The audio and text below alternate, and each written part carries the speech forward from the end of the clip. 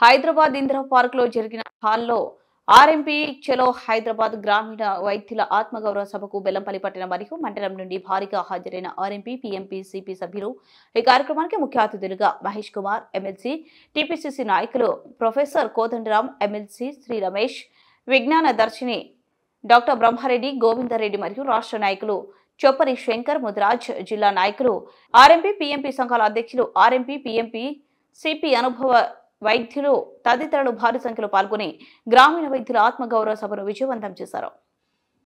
మూడో అంశం ఏంటంటే మేము ఏదైతే ఇప్పటి వరకు ప్రాథమిక చికిత్స వరకు చేస్తున్నామో ఆ ప్రాథమిక చికిత్స వరకు వచ్చేందుకు ఒక సర్టిఫికేట్ ఒక ప్రభుత్వం నుంచి ఐడి కార్డు ఇప్పిస్తే సరిపోతుందని ఈ సభాముఖంగా తెలియజేసుకుంటున్నాం సార్.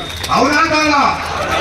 అయితే మనమందరం కోదండరాం సార్ గారి నాయకత్వం, కోదండరాం సార్ నాయకత్వం వర్ధిల్లాలి వర్ధిల్లాలి వర్ధిల్లాలి వర్ధిల్లాలి. Thank you.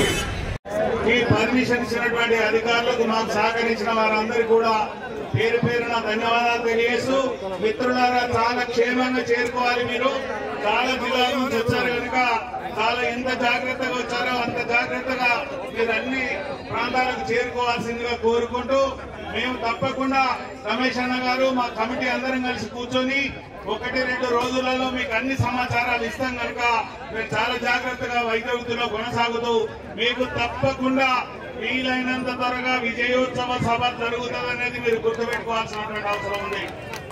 సో మిత్రులారా, మీరందరూ జాగ్రత్తగా